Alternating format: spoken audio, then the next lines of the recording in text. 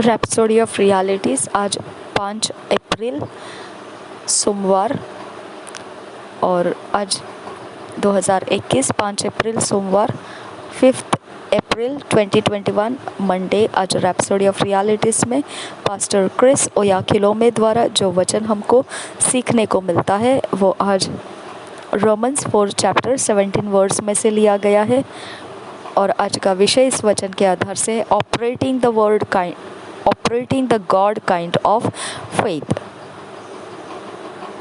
ईश्वरीय तरीके का विश्वास में चलना, ईश्वरीय तरीके के विश्वास में काम करना, ईश्वरीय तरीके के विश्वास में चलना या काम करना। हम पढ़ेंगे वचन Romans 4 chapter 17 verse. Even God, who quickeneth the dead, and calleth those things which be not as though they were. Even God, who quickeneth the dead, and calleth those things which be not as though they were. First word से इस वचन को पहले एक बार हिंदी में पढ़ेंगे। Romans 4 अध्याय का 17 वचन।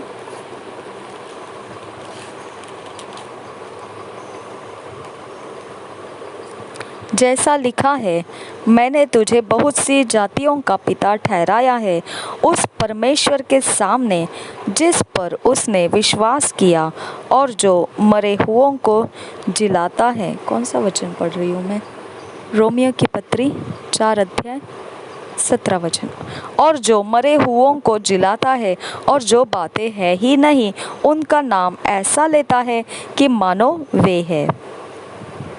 यहाँ पर इस वचन को यहाँ से पढ़ा है, उस परमेश्वर के सामने जिस पर उसने विश्वास किया और जो मरे हुओं को जिलाता है और जो बातें है ही नहीं उनका नाम ऐसा लेता है कि मानो वे है। और एक बार उस जगह से पढ़ेंगे, उस परमेश्वर के सामने जिस पर उसने विश्वास किया है और जो मरे हुओं को जिलाता है और जो बातें है ही नहीं उनका नाम ऐसा लेता है कि मानो वे है। हमने रोमियो के 4 अध्याय का 17 वचन पढ़ा है। Faith is a principle by which we live in the kingdom of God. विश्वास सिद्धांत है जिसके द्वारा हम परमेश्वर के राज्य में जीते हैं। The Bible says, the just shall live by faith, Romans 1 chapter 17th verse. पवित्र बाइबल रोमियो के 1 अध्याय के 17 वचन में इस प्रकार से कहता है, जैसा लिखा है विश्वास से धर्मी जन जीवित रहेगा। जैसा लिखा है विश्वास से धर्मी जन जीवित रहेगा। And the faith we have given is the God kind of faith. और जो विश्वास हमको दिया गया है वो ईश्वरीय जाति का विश्वास है। You can apply it as God did throughout the scriptures and be guaranteed the same results. आप बिल्कुल उस समान तरीके से जैसा परमेश्वर ने पूरे वचनों की श्रृंखला में आप देख सकते हैं कैसा उसने उसका इस्तेमाल किया और फिर आप निश्चित हो सकते हैं उसी समानता के आपको नतीजे भी मिलते हैं। The Bible says by faith he framed the cosmos, the worlds. Hebrews 11 chapter 3 verse. और पवित्र बाइबल इब्रानी के 11 अध्याय के 3 वचन में ऐसा कहता है कि उसने ही इस दुनिया को इसी प्रकार से रचना की है उसके शब्दों के द्वारा। हम पढ़ेंगे उसको, इब्रानी के पत्री 11 अध्याय उसका 3 वचन।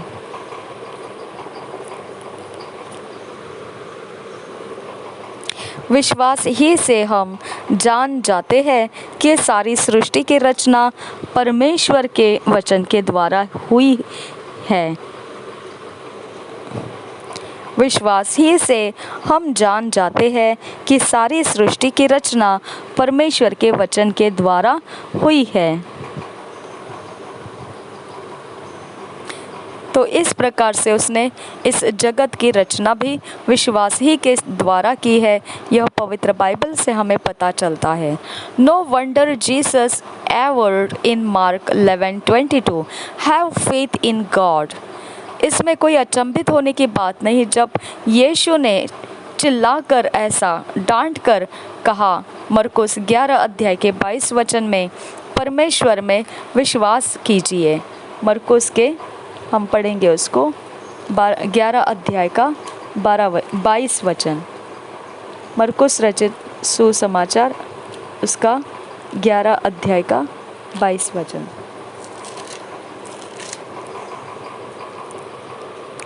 यीशु ने उसको उत्तर दिया, परमेश्वर पर विश्वास रखो।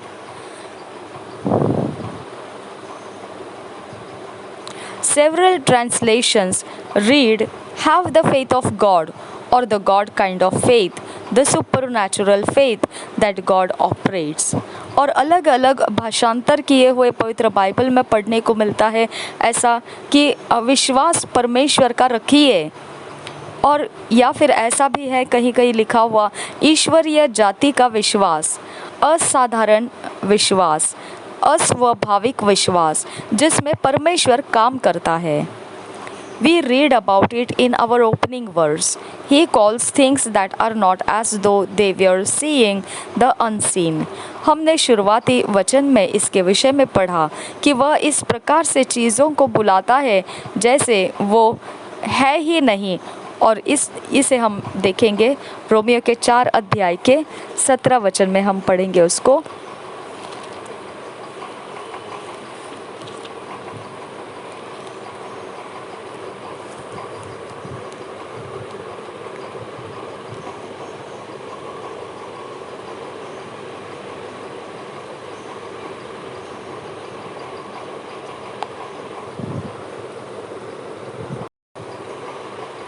और जो मरे हुओं को जिलाता है और जो बातें हैं ही नहीं उनका नाम ऐसा लेता है कि मानो वे है, और जो बातें हैं ही नहीं उनका नाम ऐसा लेता है कि मानो वे है। By the spoken word you bring into physical manifestation things which are not perceptible to the senses। जो वचन हम बोलते हैं उसके कारण ही आप शारीरिक दृष्टि में उन चीज़ों को प्रकट होने का रास्ता दे देते हैं जो आपके समझ में, आपके ज्ञान इंद्रियों में तो पहले वो थी ही नहीं। वो आप अपने शब्दों के बोलने के द्वारा शारीरिक दृष्टि में प्रकट होने के लिए आप रास्ता देते हैं। What about things that are already there that you don't want? अब उन चीज़ों के बारे में क्या जो पहले ही से यहाँ मौजूद है जो आप चाहते नहीं है वो होना। The Bible says, and base things of the world and things which are despised hath God chosen, yea, and things which are not, to bring to naught things that are। 1 Corinthians 1st chapter 28। तो इन चीज़ों के लिए पहला कोरिन्थियों के पहला अध्याय का 28 वचन में हमको दिखाया गया है क्या करना है इन चीज़ों के बारे में। पहला कोरिन्थियों पहला अध्याय उसका 28 वचन। और परमेश्वर ने जगत के नीचों और तुच्छों को, वरन जो है भी नहीं, उनको भी चुन लिया कि उन्हें जो है व्यर्थ ठहराए। एक मिनट, हमने कौन सा वचन पढ़ा? 1 अध्याय का 28 वचन, पहले कोरिन्थियों 1 अध्याय का 28 वचन। और परमेश्वर ने जगत के नीचों और तुच्छों को, वरन जो है भी नहीं, उनको भी चुन लिया कि उन्हें जो है व्यर्थ ठहराए। He says we use things which are not to bring to naught things that are what a principle। वो इस प्रकार से बोलता है हमने उन चीज़ों का जो है ही नहीं उनको लाना है, और जो चीज़ें बिल्कुल तुच्छ है, कुछ काम के नहीं है, वो हमने उनको परमेश्वर के उपयोग में बदलने वाले शब्दों से बना देना है, जो तुच्छ जाने गए हैं, जिसके विषय में कोई अर्थ नहीं है, सब व्यर्थ है वो सब। तो उन चीज़ों को हमने अब उन चीज़ों की जगह में हमने जो नहीं है, जो होना चाहिए था लेकिन नहीं है, उन बातों को बोलकर उन चीज़ों को वहाँ होने के लिए हमने अपने मुंह से शब्दों का उपयोग करना है। ये क्या ही बढ़िया सिद्धांत है, कैसा सिद्धांत है ये। The word naft is from katargio, Greek, meaning to make void, bring to naft or nothing, to make or become of no, none, without effect, to decimate। जो शब्द है जिसके विषय में इस प्रकार से कहा गया है कि जो है ही नहीं, ऐसा जो शब्द लिखा गया है वो इंग्लिश में नाफ्ट ऐसा इसका शब्द है, और यूनानी में कटारजियो ये उसका शब्द है, जिसका मतलब बनता है कि एक खालीपन तैयार करना जहाँ पर कुछ भी नहीं रहेगा, कुछ भी नहीं, ऐसी अवस्था को लेकर आना, ऐसा कुछ तैयार करना जिसमें कुछ है ही नहीं, बिल्कुल खाली, जिसमें ऐसा एक प्रभाव है जो कुछ भी नहीं है उसके अंदर, एक प्रकार का पूर्ण विराम लग चुका ऐसा। This you can achieve with your words, your faith proclamations। ये आप प्राप्त कर सकते हैं आपके शब्दों के द्वारा और आपके विश्वास के घोषणाओं के द्वारा। With words you can destroy or decimate things which are।